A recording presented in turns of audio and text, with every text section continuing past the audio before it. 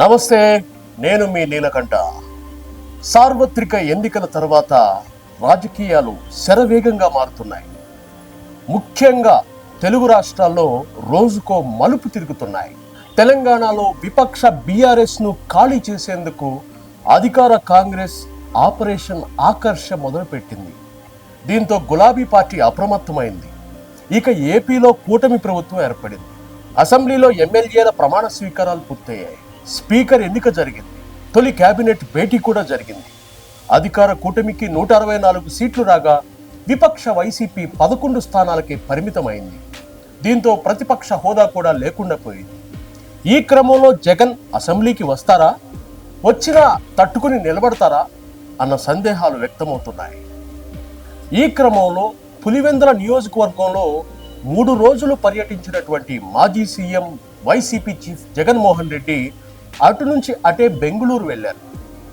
3 రోజులు నియోజకవర్గంలో పార్టీ ఓటమిపై మేధోమథనం చేసిన జగన్ ప్రస్తుత పరిస్థితుల్లో కూటమిని ఎదుర్కొనేందుకు పార్టీ విలీన ప్రతిపాదికను తెరపైకి తెచ్చినట్లు ప్రచారం అయితే జరుగుతోంది. ఏపీలో ఉనికే లేని కాంగ్రెస్తో వైసీపీని విలీనం చేయాలని భావిస్తున్నట్లు కూడా ప్రచారం జరుగుతోంది. ఈ మేరకు తన ప్రతిపాదనను Karnataka PCC chief deputy CM DK Shivakumar ముందు ఉంచినట్లుగా ప్రచారం జరుగుతోంది.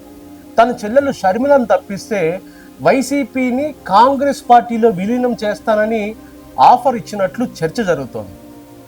ప్రస్తుతం వైసీపీకి 11 మంది ఎమ్మెల్యేలు ఉన్నారు.